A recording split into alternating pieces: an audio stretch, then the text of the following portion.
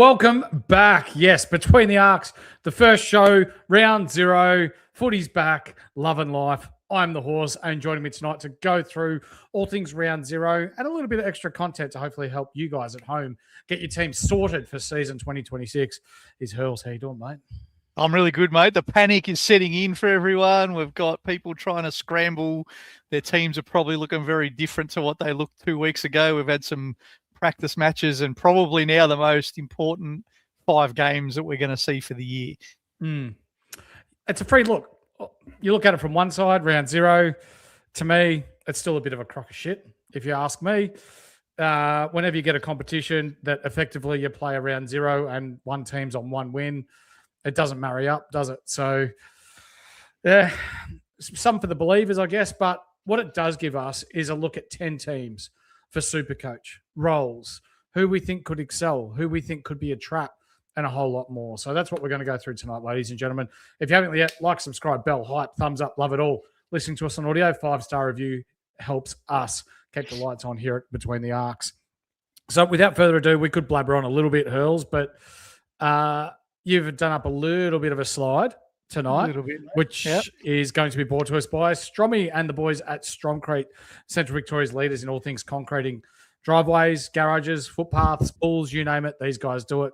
Drop Between the Arcs when getting your quote done, and your quote is free and also 10% off any job, no matter how big or small that job might be. So before we kick off into teams, you've done a little bit of a slideshow here for the people at home tonight. So if you're listening on audio, get across to YouTube because it is here and you can read through it yourself. But we're going to go through a couple of things that we learnt last year, Hurls. Yeah, and some things to look out for because, like you said, it's a free look for SuperCoach. The round 0 games add a little bit of complexity because we have early buys. And I think all pre-season when we're selecting our team, we're all looking at which buys are impacted and stuff. But the positive of round 0 for us is we get a look at real games.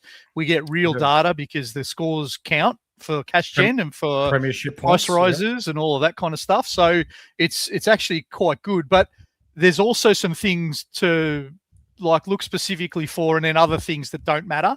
And so I thought we'd just talk before we get into the 5 games, what are some of the things to look out for? And the first one I think this year, which probably wasn't on our agenda that much until this year, is the rucks. I think that we're all looking for. We've seen a little bit of what's played out in the preseason, but now for premiership points, let's see what actually happens to these ruck contests. Are there fewer ruck contests than we usually see?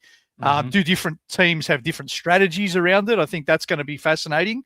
You know, in the preseason, we've seen some teams drop their ruck behind the ball and let their tall forwards do a bit more rucking around that forward 50 zone and stuff like that. And then we'll actually get to see real scoring and what that means. We will. Pretty interesting, isn't it? When we're talking about the pros, I guess, with footy and round 0. But cash gen. Is there any greater emphasis that we want to put on it or any key point that means more to your overall team, not just in the short term, but long term, and the longevity of your team and being able to compete with the top dogs by getting your cash gen right and getting your rookies right and getting those that are going to generate you enough cash to be able to upgrade into those uber premiums? Yeah, I think the key is the first sort of, let's call it 5 weeks, because I think upgrade season tends to start about round 6 now, or maybe even round 5, but whatever it is till we start upgrading our team, that's all about getting your cash gen in a position that's the most healthy. I think whatever that means for your team, and it will mean different for different coaches. If you're going for a full sort of,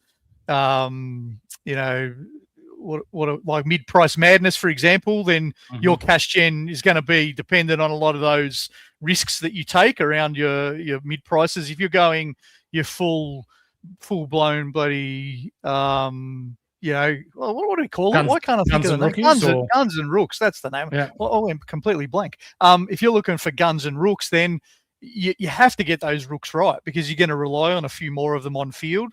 And you want to make sure that their cash is going to be going in the right direction. So I think this week, more than anything else, I mean, I'm not saying don't look at the keeper scores and what you think, might be good and bad. But I think if anything, look more for rookie scores, look more for Okay. mid scores, and and I put it in this order for a reason.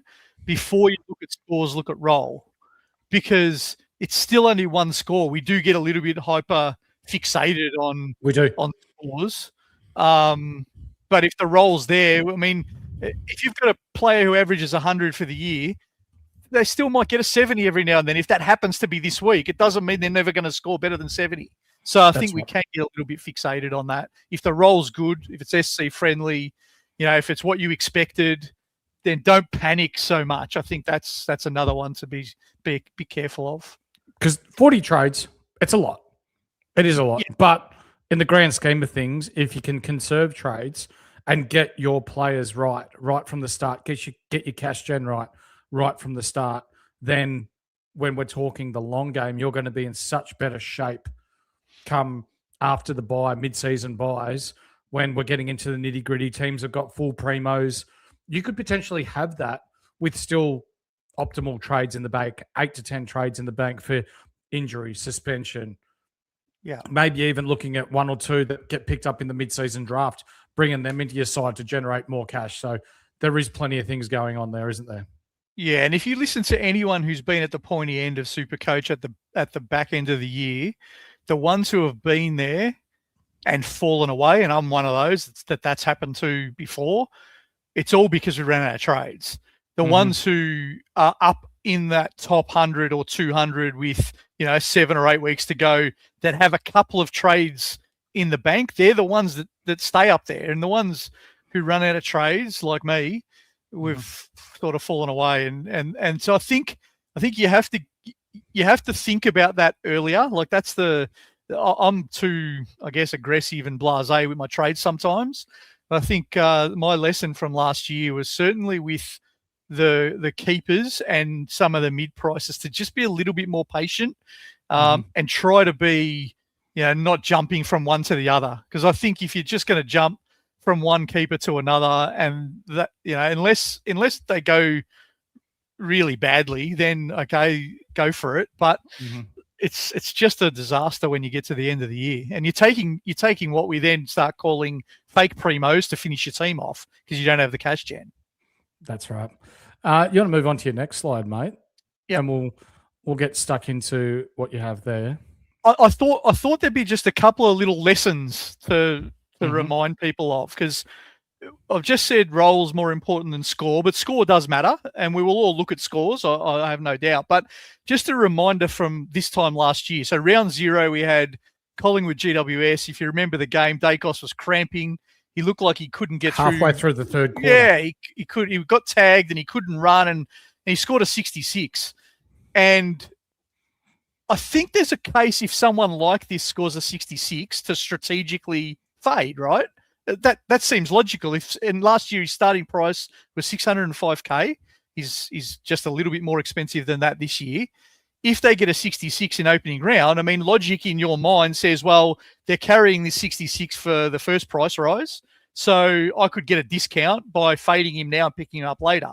Now that's quite logical. I'm not arguing against that per se. But what happened with Dacos was at the start of the year, he only dropped $20,000. He ended up 582K at round 4 because he had a great round 1, great round 2, buy in round 3 or buy in round 4, I can't remember.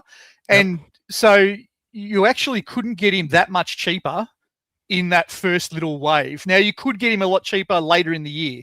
But if you remember back to the same player scored the 170 where everyone had him as VC, so you would have missed all of those things. So I think there's a strategic reason to fade a primo who gets a shit score, but equally these good players are good players for a reason. So don't panic if you think they're in your team all year. You can easily just say, forget about it. I don't care about their price. I'm just keeping them. That's right. Same with Grundy. He went bonkers the second half of the year. Yeah, and Grundy did get cheaper. Like he did drop 50 grand in the first 4 rounds. He did get even cheaper than that, I think, before he went mad, just before his buys. But again, we're talking 50,000 and 20,000 here. Yes, that matters in the scheme of things, but you're relying on your timing being so right to do this. So I reckon strategically think about maybe 1 or 2 players, but don't try to think you're going to pick up 7 of the uber primos later if you like them. Now, if you're fading them already, I'm not trying to talk you into going guns and rooks. I'm just saying, if you got your mind set on getting a Dacos now, if he gets a 66 again, don't jump off 7 primos that you love because they get a crap score. Maybe jump off 1 of them or 2 of them. That's okay. I'll ask you one more question before we get into your next slides that you've done up, Hurls. We brought up last year that no player had stayed above 600K. And true to form, everyone that was priced over 600K dropped under 600K. Yep. There's quite a few players this year who are over 600K to start. So inevitably there are players that we will have in our SuperCoach sides. What you're saying here is not to panic because there is likely a cash regression coming for those players. But if you view them as season-long keepers, you've just got to ride it out. Yeah, I think pick your mark. Like, I think everyone is starting with somewhere between what I would call, if you're going huge mid-price madness to avoid rooks on field, you might have 8 keepers. If you're going full guns and rooks where you don't have any of these mid-prices, maybe Parrish is probably still in most teams, even if you're in the guns and rooks, you probably get up to about 12 or 13 keepers, what we might call keepers. I think pick your strategy and go for it. Don't try to change that too much because of the scores you see. If you like guns and rooks, I'd advise against changing to mid-price madness after round 0. If you like mid-price madness, I'd advise against changing to guns and rooks just on 1 score because it's only 1 week. But you can make some small adjustments. Just don't go completely throw out all the research you've done for these 1 scores. That's right. What do you got next, mate? The next one is the other side of the coin. So remember this time last year as well, Will Day smashed Sydney. He kicked, I think, 3 goals. He got 148 SuperCoach points. There were people who jumped on. And regarding take the injury off the table because he did get injured sort of after this point. But at round 4, he had scores after this 148 of 77, 76, 103. So his price never went anywhere. In fact, he lost 10K. So chasing 1 big score is also equally as dangerous unless you think they got the role, they're going to sustain good scoring all the way. Like Day got injured, so it was a bit of an anomaly. The other one was Perryman, who maybe had a little bit of bad luck because his role changed. But we all saw the role we were looking for in pre-season. He was in the CBAs for round 0, scored a 93. We said, yep, that's about where we want him to score. So I jumped on. I know that. Not everyone did. But then he went to shit after round 3, lost price. He lost even more than that if you went further into the season. But so I guess it's just don't panic, but don't overreact either. Don't chase every mid-price, say if they get a good score. Don't jump off every good uber primo if they get a crap score. That's right. Good to see plenty of good blokes in the chat as well. Your comments that you're throwing in there, we will bring up towards the back end of the show. What's next? Let's get into the games. So a bit different. We haven't got things to look out for so much. I thought we'd just talk about some players. We won't talk about every player on these lists, but Sydney versus Carlton first off, Thursday night, the Curnow grudge match. I see that they're talking about the Curnow grudge match. No one seems to care for the poor blokes who went to Carlton. But anyway, they're there as well. And just some primos that I thought we should talk about. Grundy, definitely. He's, massive price, 680 odd K, but probably the ruck in the whole preseason that looked to still be pretty good in the new system. Yeah, Grundy for me. This is tough because as it stands, I don't want to give too much away, Hurls, but I've still got Tim English and Brody Grundy as my R1, R2 right now. And they share that early buy. Mind you, the rest of the field doesn't look too bad when we're talking best 18, but you're right. These new rules and looking or watching and seeing the way that Grundy went about it with those CBAs, but then his ability to get around the ground and get his own ball as well. It was super. I know it was only against Nick Madden, who's an up-and-coming ruckman, but still, I really liked what I saw out of him, and he's a very tough fade. I still think that he will be the number 1 ruck this year. Yeah.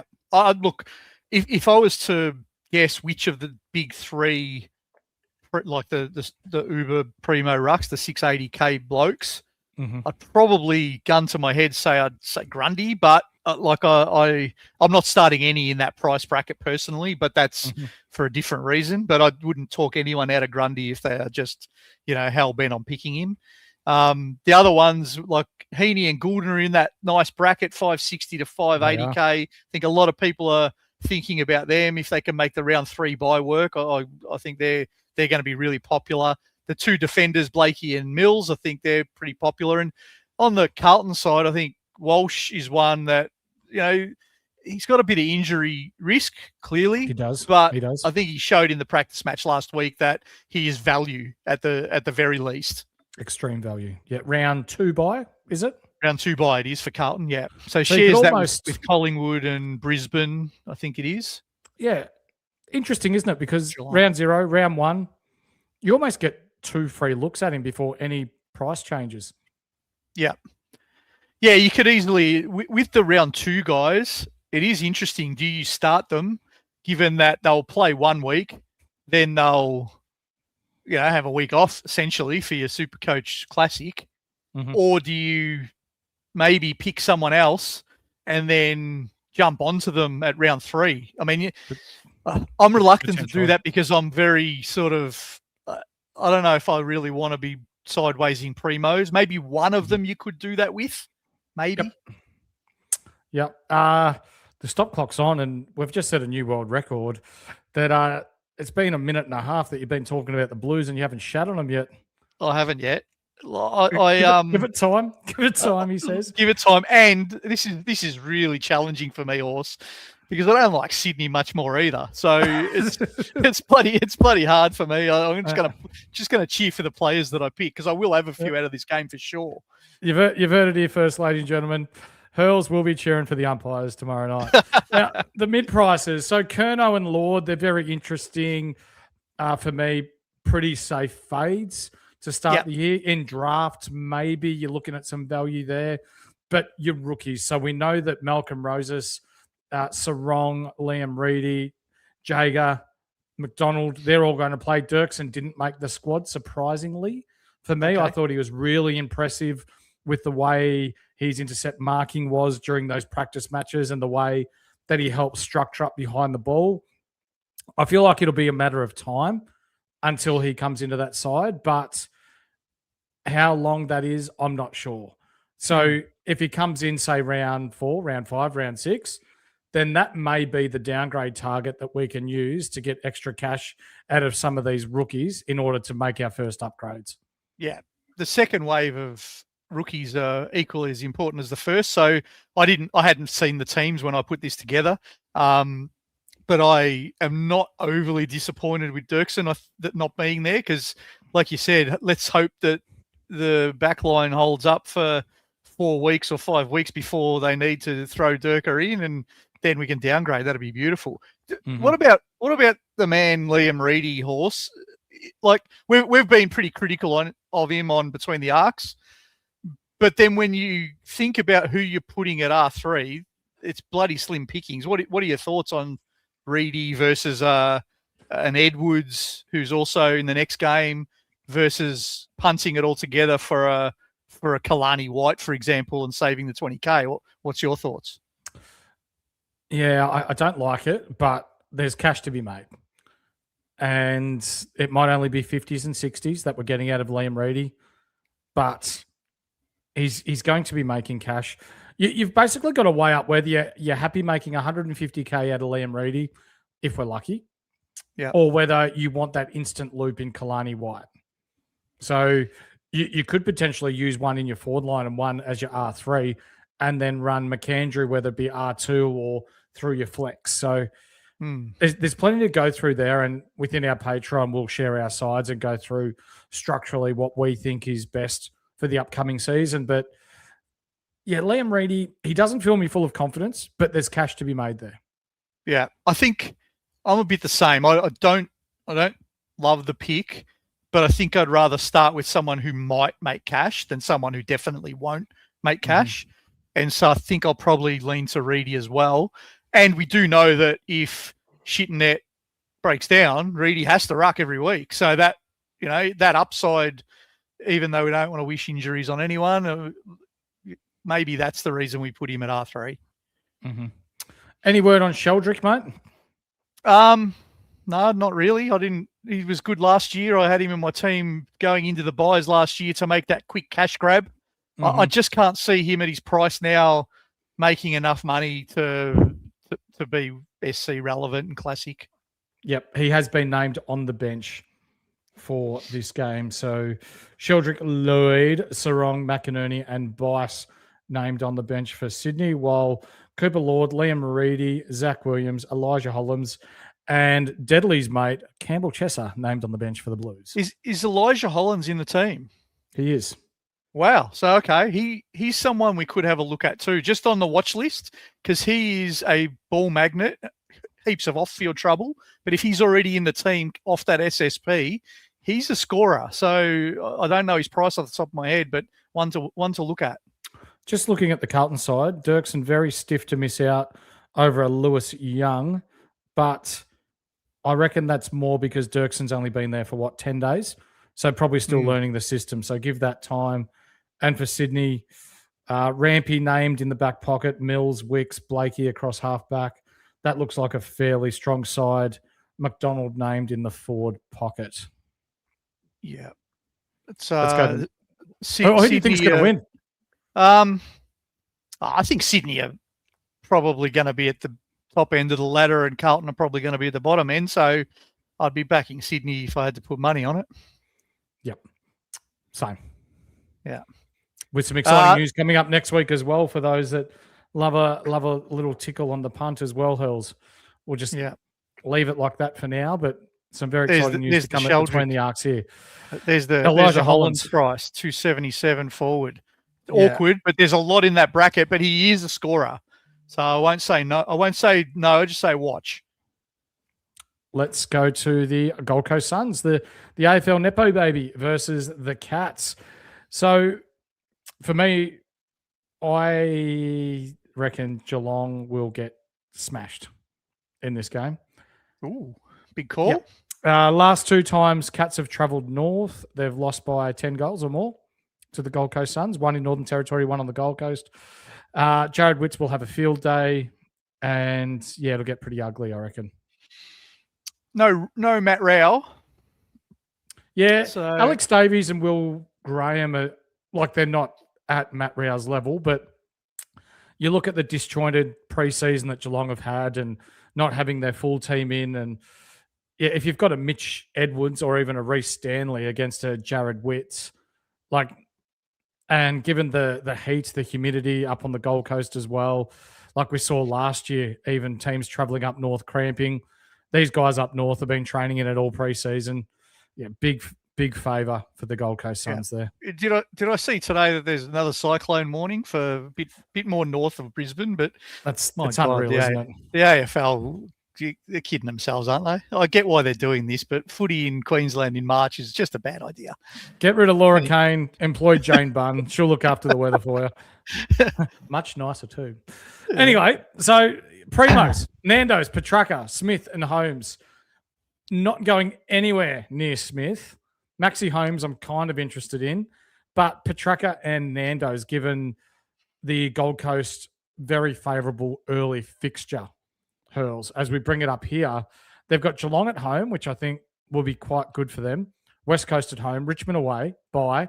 Then Melbourne away, Sydney in Adelaide, gather round, then Essendon. They've got Hawks away, which will be tough. GWS at home, which we know their injury crisis. Then they've got St Kilda at home, Port Adelaide at home, and then North away. That's probably as good as it gets for a fixture for the first half of the season for anyone when we're talking Supercoach. It is. I think if I wanted to be Nostradamus, I'd say that next year's episode where we put some case studies up, Nando's might be in that same spot as Nick Dacos. He could easily get a 66 against the Cats because they might tag him with an Ocean or something like that. Mm-hmm. And then he goes on a tear against that fixture and scores 140 every week between round 1 and round 7. The trouble with the Gold Coast blokes is they have the round 3 bye with Bulldogs and with Sydney. It's bloody hard to fit them in. Mm-hmm. but they have the draw for it. So I think, however you can structure up your team to probably have which 3 or maybe 4 at the most of those Bulldogs, Suns, Swans players are you going to target for some really big ceiling scores, and maybe that's enough. You couldn't go more than 4, I don't think, because of the bye. No, yeah, absolutely spot on. Otherwise, you'll find yourself a bit too far behind the field. Yeah. Mid prices, which are, for those listening on audio, 205 to 500K. Got Lawson Humphries, who's looked really good in the preseason. His foot skills, especially, have stood out for those that haven't seen him play. Coming off a halfback flank, raking up the pill at will, but also Fingers. So for those that don't know who Fingers is, it is Tanner Bruhn. At 270 odd K, if that role sticks with him at halfback hurls, I know there's people that have got their guns and rookies type setups, with an exception of your Darcy Parishes and what have you. But if that halfback role sticks for Bruhn, he could nearly be in the same conversation as Parish at that price. Yeah, I'm really interested in role for Bruhn, particularly. I hope that both Bailey Smith and Holmes is definitely playing, so don't worry about him. But hopefully Smith is playing too, because I want to see where they play Tanner Bruhn when they're all there. If he's got that half-back role, I'm interested at that price. If he plays through the midfield, I'm less interested, personally. Because I think if he doesn't have a role where it's a bit easy to win the footy behind the ball, I think he could easily get a 75 one week, a 65 the next, then 110. And I'm not overly interested in that kind of spike occasionally, but behind the ball, he could easily average 90 and make you a bucket load of cash. Yeah, couldn't he? 100%. Yeah. Ballard or Noble in the back line, if you had to pick one?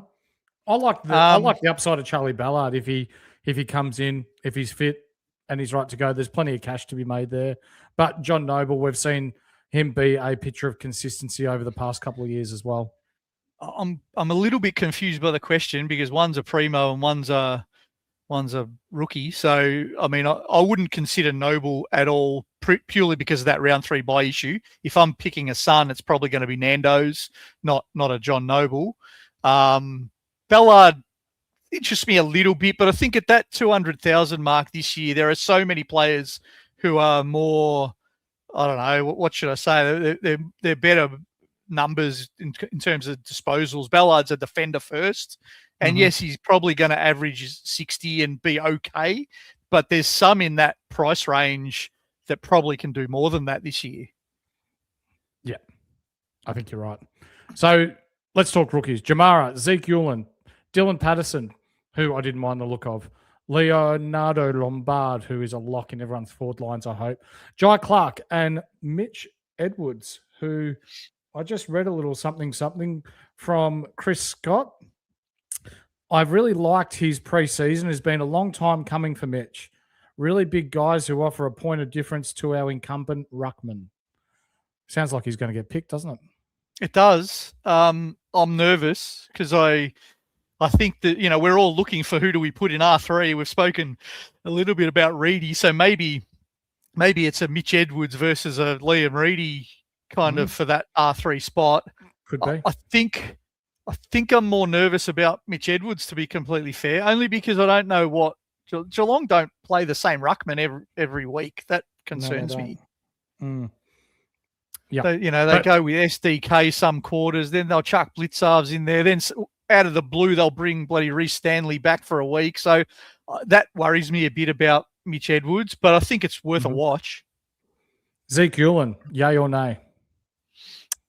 It's at this stage it's a nay.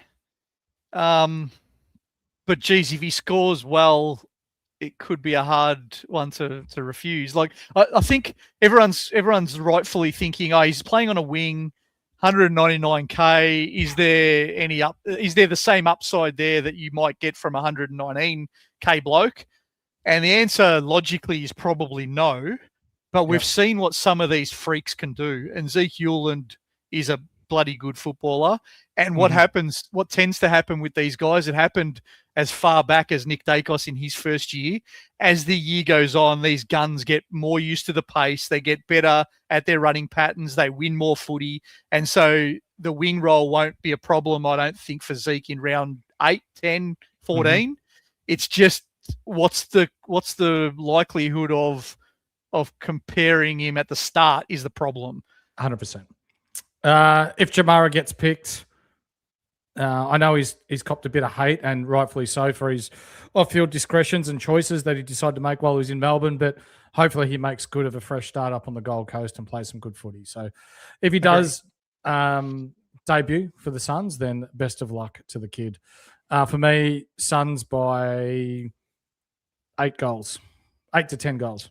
Oh, I don't think the Suns are travelling that well either in the preseason. Not that matters for a lot, but yeah, I'll pick the Suns because it's at home, but I'm not as confident it'll be that big a margin. I reckon just a couple of goals.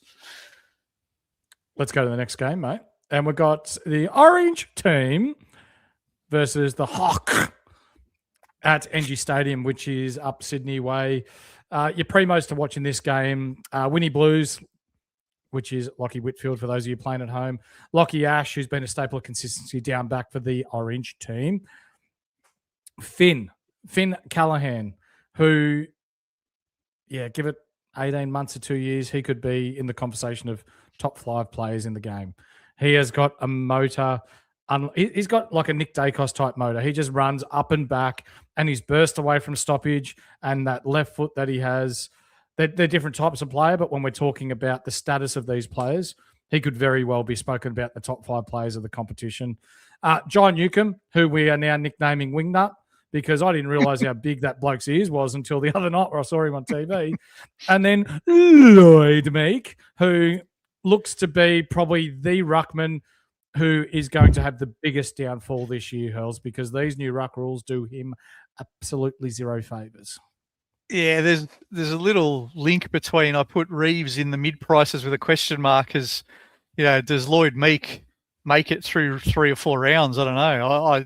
I look, maybe I'm exaggerating. Maybe he'll figure it out. Maybe after a few weeks he'll get better, but he does look to be one that is going to struggle the most with these rules, that type of ruckman anyway. Can you do me a favour? Put that draw back up again. Sure. I want to just have a look here because Finn Callahan, Lockie Ash, Lockie Whitfield, I think I want to start one of the 3. If you look at GWS's draw, and I can't read the numbers, the names here because they're too small for me on my screen. So Western Bulldogs away in round 1, St Kilda at home round 2, Collingwood away in round 3. So that's fairly difficult to start. But then they've got Richmond in Adelaide, Sydney away, North at home, Gold Coast on the Gold Coast, Essendon at home, West Coast away, Brisbane at home, Melbourne away. So from rounds 5 to 12, that's really nice for the Orange. I don't even mind the start. So Hawthorn don't tag in the middle. You got Bulldogs, they'll just go head to head. St Kilda might tag someone, but which one, who knows? Collingwood don't. I love the GWS draw for these types. So Callahan gets a lot of his footy centre and then running back behind the ball. Ash and Whitfield off half back. I want to start one of the 3 for sure, and I probably want to target a second one as my first upgrade in about round 5 or 6. But which one I start, I'm not sure yet. Finn Callahan's the interesting one. He's had, a high ownership at Team Picker right up front. Then he had that injury, what was it, a hip flexor that no one really knew how bad it was. But if he plays and gets a good score, I reckon he's going to get popular again. So he's one to just keep an eye on. 100%. Our mid prices: Harry Rouston, Toby Green, Stephen Coniglio, Ned Reeves. None of them fill me full of confidence. Rouston, probably the pick of the lot. Toby Green, he is starting to age a little bit. And our friend Damo from the Footy Mailbag brought up some numbers the other night that when he does get excessive time in CBAs, his numbers actually drop when we're talking SuperCoach. So not necessarily a good thing for Toby Green, but rookies, Delana, love that surname, Gothard, Sam Butler, and Bendigo's finest, or not finest, but one of the Bendigo lads, Flynn Perez, gets the SSP spot at Hawthorn. Is there anyone in the mid-pricer / rookie tier list with these two teams that you're at all interested in, or are we just bypassing anyone here for now? I got my eye on Ralston a little bit, like you said. I think he's probably the pick for me in that mid-pricer range. If he was to get that CBA spike with Callaghan back, you know, if it's Toby Green and then Ralston just gets that 20%, I'm not interested. But if he was to get 45%, 50% CBAs, I'd probably be thinking about it. The rookies are really tough. Sam Butler, all the Hawthorn fans want to tell you to be quiet every time you talk about him, but he's 190K, a little bit like Zeke Euland. It's a hard one to fit into your price range, but he does have the mid-forward DPP, so he's a little interesting. And Delano and Gothard are very interesting because the kid with the lid is out for a fair bit of the season, and there's Darcy a role Jones. for them, right? Yeah. Yep. So there's a role for one of them, I think, to come in and play that transition high half forward. So if they're in the team at 119 and they look good, then we have to at least watch them. Definitely. I'm with you too, Chris. Noah Mraz, if he gets a go, say hypothetically, if Sicily gets moved forward and Mraz comes into the team and plays down back, really like what he did during the preseason, and Hawks supporters do like what they see in him as well. What do you think in this game? I reckon GWS are normally pretty good at home, but with all their injuries, I might actually tip the Hawks. Yeah, I'll probably tip GWS just because of my hatred of the Hawks. No logical thought here. Just I want to see GWS win. Okay, that's easy. That's all. Let's move on. I've spoken enough about the Hawks. Brisbane versus Western Bulldogs at the Gabba. This game will be a good game, and there are no shortage of primos here. Now, remember, Bailey Dale is out. Unsure as to how long that's going to be, so there will be some people that will benefit due to him being out. But we're talking about the suitcase, Hugh McCluggage, Dunks, Josh Dunkley, Chockies Neil, Lockie Neal, the Bonts, English, and Sam Darcy. There's more that we could have probably put in there. You Will Ashcrofts and, geez, like Liberatore and Ed Richards, and my God, these two are two of the better scoring Supercoach teams. This will actually be a really good game to watch. It will be, and I do apologise to a few of those, especially leaving Ed Richards off was quite tough. But I didn't want to make too many bloody columns on rows on the sheet. So yeah, there's plenty in this that you can target. Again, it's buy dependent. You got to really look through that round 2, 3, 4 buy structure, see what your team makeup looks like, and and pick where you see the value. It'll look different for different people. Some people will exclude Bont because they'll try to get him later, and others will say, no, I need Bont and I'm going to go for a Sydney midfielder instead, etc. So I don't think there's a right or wrong to these questions. Just pick your poison and go with it. Love it. We could be here all day if we're just going to talk about primos from both of these teams. There are a couple that I will be starting. I won't go too much into that, but mid-prices, Zach Bailey's look really good during the preseason. Kitty Coleman, who has gone down back during their match sims and has started training down back again. So we need to see what his role is going to be come game day. McCarthy, forward, back, 170K, has averaged 80 odd in the past. Definitely some cash to be made there. The Fraser, I think he will still be mid, unfortunately, this year, given the surplus of mids that the Western Bulldogs have there. And Connor Buderick, who might be the big winner with Bailey Dale or Daly Bale missing early on, Hurls. Yeah, and I just realised I put McCarthy in the wrong bloody column. He should be in the rookie column. Sorry about that. That's okay. Yeah, I think these mid prices really interest me, probably more so than a lot on the other pages. I'm really interested in what Buderick does, because that forward mid price at 250 or whatever thousand he is a really interesting one. Coleman, if he comes out, gets a heap of the ball across half back and scores an 85, it's going to be hard to say no at 220. I love Zach Bailey. I'm really tempted to put him in. He's almost in that category of, you could say the forward line sucks. He'll be close to F6 at the end of the year and just go with it, even though he's 470 and the price says mid-pricer, I think he could be one of those that almost is good enough to be a keeper. So I really love all these guys. The one I don't love, which a lot of the community do, and you called it, I don't think the Fridge is going to go nuts this year. I think he's a year away. And I think the thing I need to see from the Bulldogs before I get really confident that Fridge goes nuts for Supercoach is I need to see Libba not there anymore. They said during the preseason, he's going to be the 70% mid and Libba's going to play elsewhere. I don't buy it. Libba can't play anywhere else, in my opinion. Sam Mitchell also said Connor McDonald wasn't going to play midfield. You know, there's some coaches like to play checkers while other coaches play chess. So they're not going to give anything away. They don't want to give up all their secrets as to what they're going to do with their players. But for as long as Richards, Liberatore and Bontempelli are running around in the midfield there for the Western Bulldogs, as much as the upside that is with Joel Frazier is there, he will be the fourth, fifth banana. Yeah. I love this call. Chris, who does an awesome job for us. He does a ripper job in the Patreon, doesn't he? Yeah. Keeping us all up brilliant. to date. If this is true, I will be really happy for one simple reason. I want to see what that does to Buderick and Lockie Jakes. If Dale isn't there, they could be fake scores, if you know what I mean, those other two. Whereas if Dale is there, then we get a real read on what it might look like going forward. So I really hope he does play. Artie Jones and Liam Jacques Jakes. I know how to say it before you start paying me out. In the rookie column, I will be starting Jakes. I like his upside for what he wants. Oh, not what he wants, with what he potentially could do with his Supercoach scoring. He might not get a lot of the ball, but if he's getting his 65s, then happy days. Artie Jones, he's kicked 3 in both of his practice matches, which has beefed up his scoring. The thing that excites me a little bit about Artie Jones is that I feel like he'll play, but also he's got that mid-forward swing. So it enables our teams to be a little bit more flexible.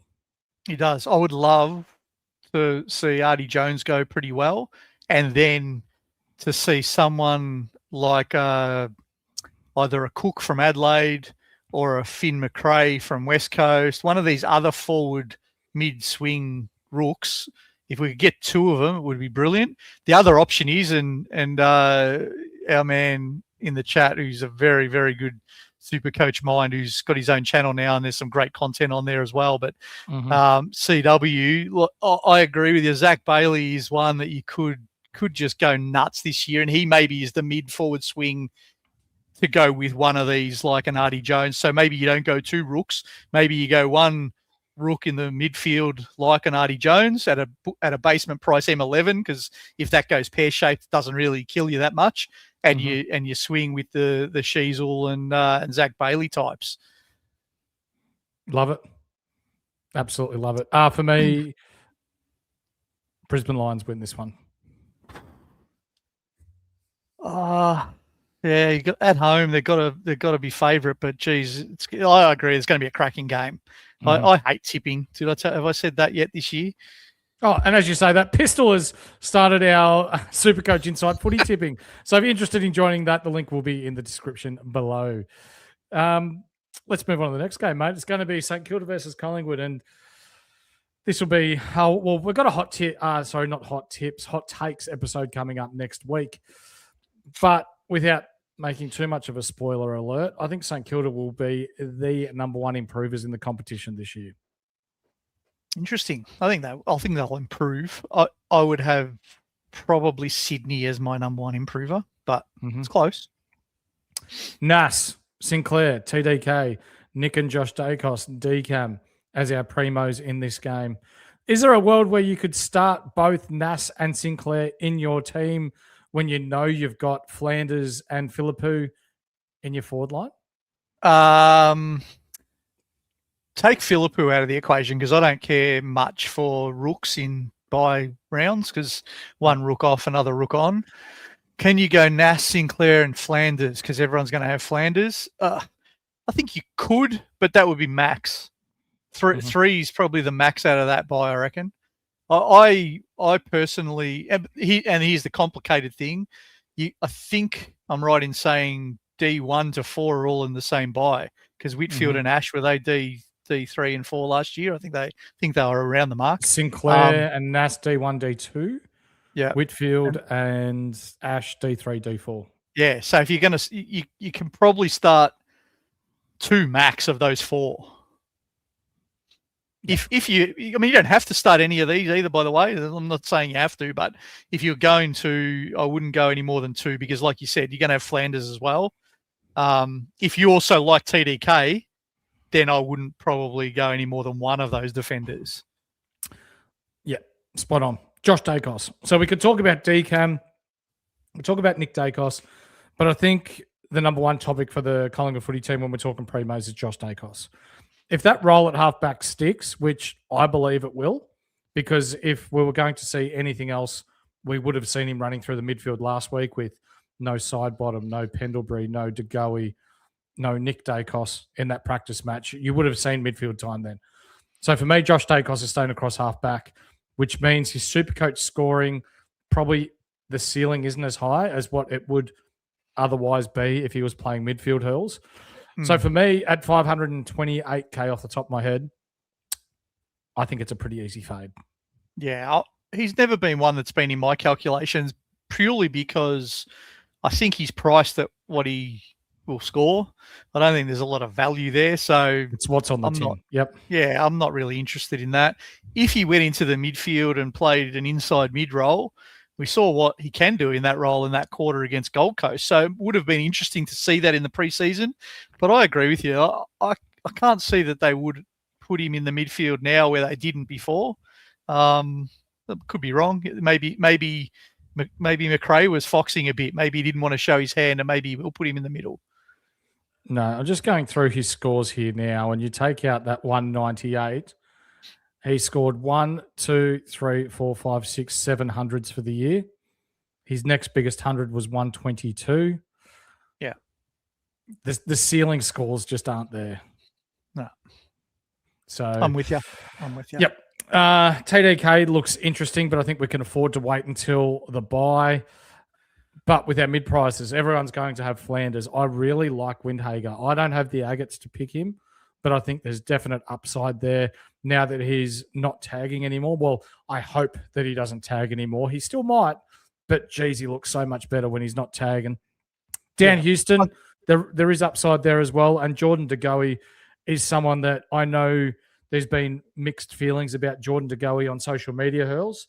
But it's hard to say no to someone who, at his best, can average over 100 when he could possibly be as fit as what he's ever been, and he's priced at a 59. So there's potentially 40 points of upside there and a DPP mid-forward tag to go with him. I know age isn't on his side, but the behaviour's scaled back. He's got a child now. He's doing all the right things, apparently, or allegedly. Is there any interest there?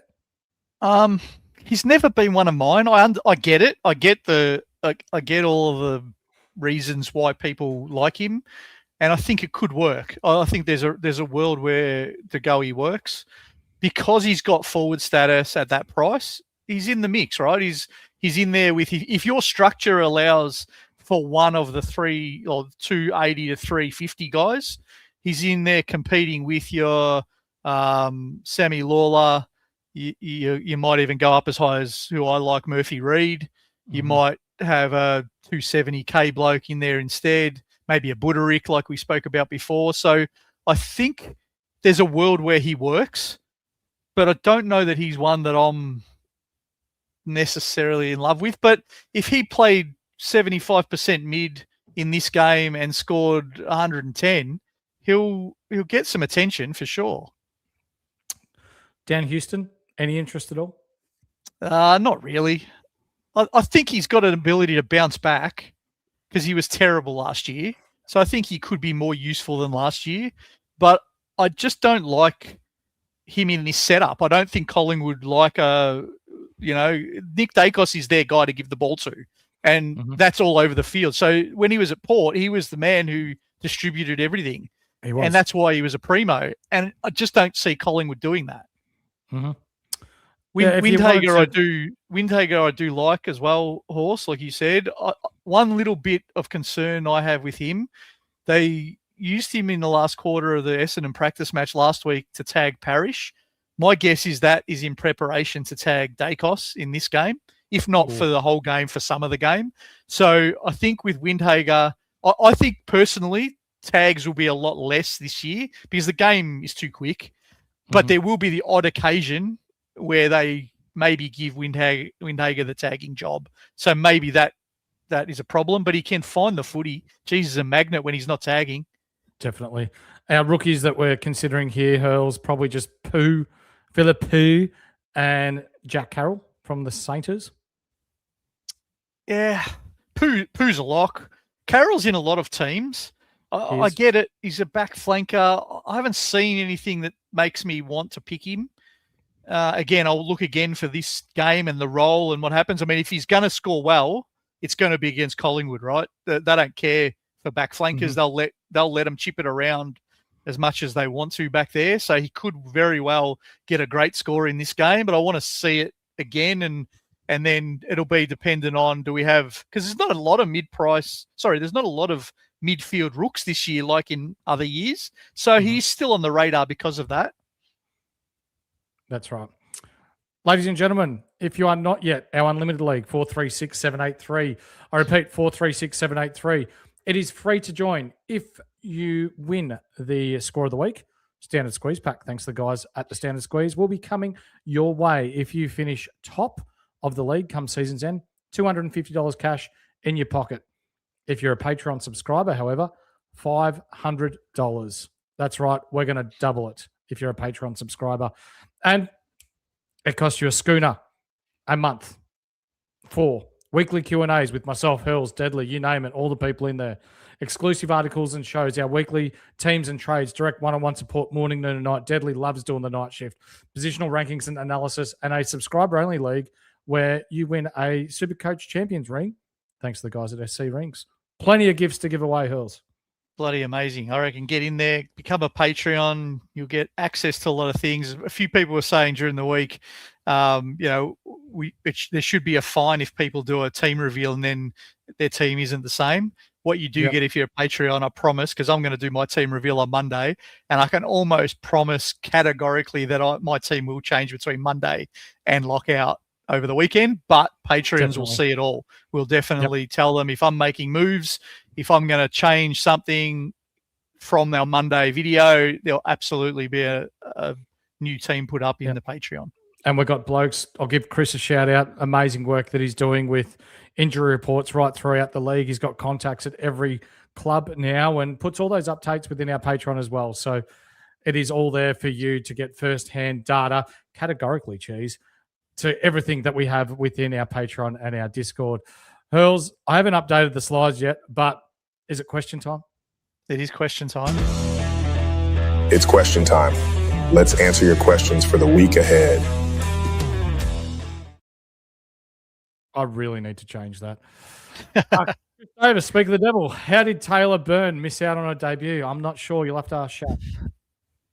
Yeah, look, I think Vossi's going to get sacked just on this one decision alone. Yep. Frankie, how you doing, mate? He's going Cherry, English, McAndrew, Flex. Can always trade down if Cherry doesn't work. It's a lot of cash, Frankie. I don't love it, but it's your team. I think this is the beauty of it, right? The ruck is creating such different strategies this year. I think it's good. I think that for that alone, it's good. My worry with going two primo rucks, any of them, so not just Sherry and whatever, any two, is I'm nervous of picking the wrong two, and then what I think is a keeper isn't a keeper, and I'm wasting trades on people I don't want to trade. That's why I'm thinking of punting R2 and just going with one of the primos. But that's 100%. My personal choice.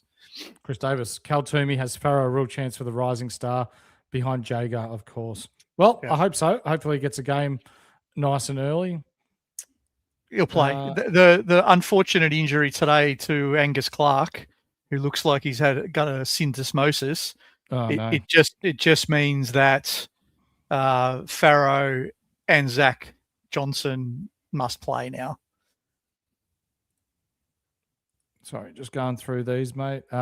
Jack Mack, how you doing, mate? Suns backs an option for SuperCoach. I don't like any for Classic, apart from maybe a Ballard if he's going to generate us cash. Yeah. I mean, Noble's probably the best of them, but I wouldn't be targeting a Suns defender with the round 3 and round 12 bye, personally. Right. Super Blue, thoughts on Link McCarthy? I like him a lot.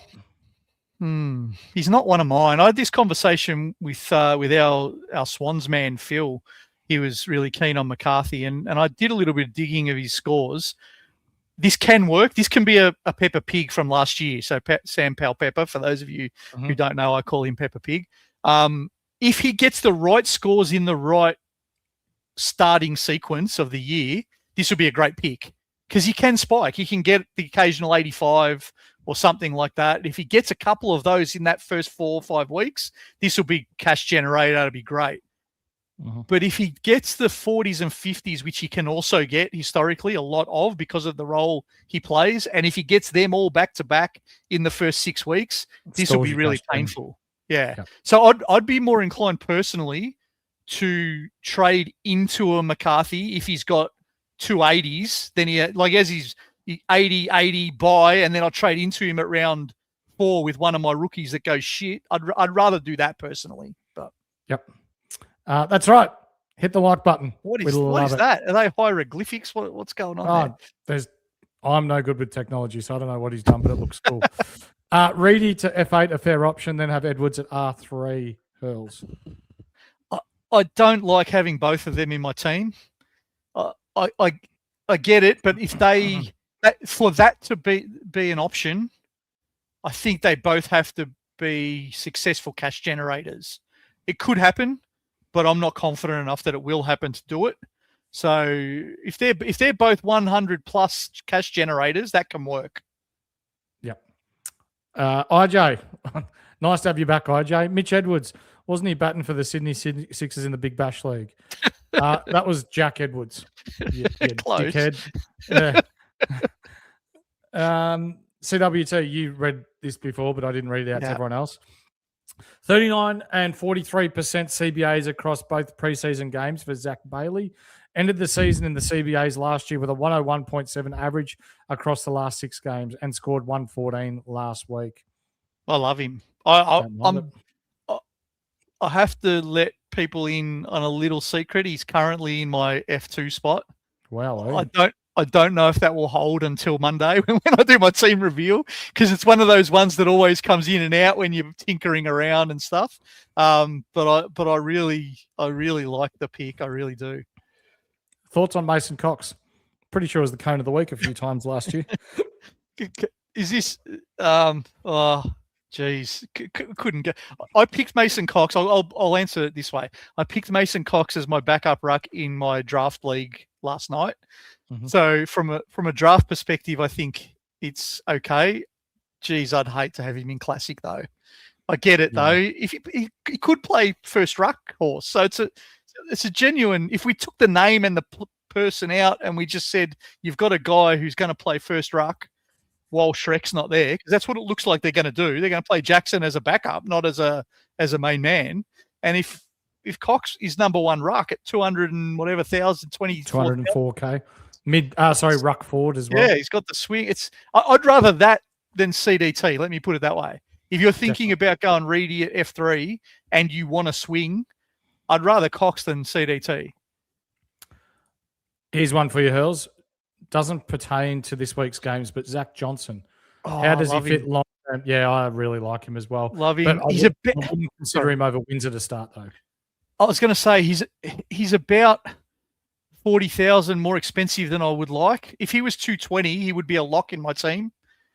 But at 274, I think I saw him today because I looked it up. As soon as I saw the Angus Clark injury, I thought Johnson is now going to play halfback and wing. That's going to be his role.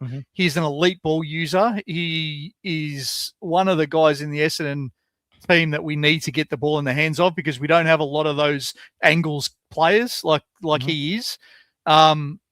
The price is a bit awkward, but if you like him, I'm not going to talk you out of him. What else we got here? Thoughts on Josh Worrell, pod or fade? 25 words or less from you, Hurls. Our man in the Discord, who is a gun super coach thinker, Fari, he was number one for a little bit last year. Oh, it's not me. Okay, sorry. he has Worrell in his team, and I really love Worrell. I haven't got him because of my structure, and my D3 is a bit more expensive than 470. He could easily be on the fringes of D4 to 6 though at the end of the year and be a great pick. I have him, and I really like it. Yeah. Cliff, how you doing, mate? Any thoughts on North's Trembath? I'm convinced he'll make good cash. There's massive upside there for Cooper Trembath. What's he priced at, Horse? I as a footballer, I'm surprised he's not in the team more. We saw him at round 71. Again, that awkward price for a forward, maybe, because he's going to have high impact when he plays. He's just a goal sneak, right? He gets the ball in the dangerous spots. Yeah, I rate him. I love those kind of players. 270 is a bit tricky, but it's not the craziest thing I've ever heard of. Paul Allen, hey mate, if Cox gets picked round 1 as R1, you got it, don't ya? I won't, but I can see the rationale. Yeah, and one more because it's IJ. Pickett over Curnow. Oh, they're not in the same bracket, are they? Like, if you're picking Cozzy, Pickett, and Charlie Curnow. Yeah, if you're picking Cozzy, you're picking him as a keeper, close to a keeper. You want him to be competing with F1 to 6. If you're picking Curnow, you're doing that as a mid-pricer. You want him to have a good 6 weeks and then punt him. I think if you don't trust the forward rookies, Curnow can work. I'd never pick him because he killed my Supercoach season 2 years ago, and I hate him. but I see the theory. I see the theory, though. Yep. Ladies and gentlemen, that's going to do us for tonight. Round 0 is back. The footy is back on tomorrow night. And you know what that means, Hurls? The Panic Room is back. As of 6:30 tomorrow night, I will be on with, I don't even know yet. We're going to wait and see who's available. I was going to say, is Deadly going to dial in with his bloody Commodore 64 or what? Yeah, I don't know. But the Panic Room is back. What we do during the Panic Room, ladies and gentlemen, teams get dropped at about 6:20. So we go live at 6:30. We go through the teams, who it benefits for Supercoach, role changes, who's got Gucci roles, who have got roles that potentially you're going to want to watch, or even players to fade. You name it, we'll go through it. So, ladies and gentlemen, thank you for joining us tonight. Hurls, where can the people at home find you? On Twitter. Apologies to a few people who sent me private messages and they sat in my hidden files for about a month. I did get back to them now. So if you do send me a message, maybe send me on the main page too to tell me that you did, because they just went missing, these messages. So apologies to anyone who has been trying to reach me there. But I did get back to them this week, so hopefully that's okay.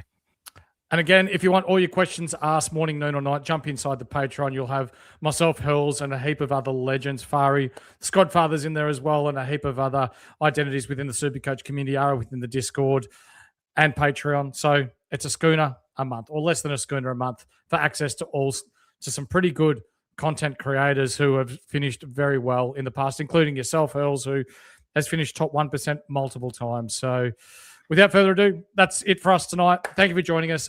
Remember, it's okay to not be okay, and it's not weak to speak, and we'll catch you again tomorrow night. Peace.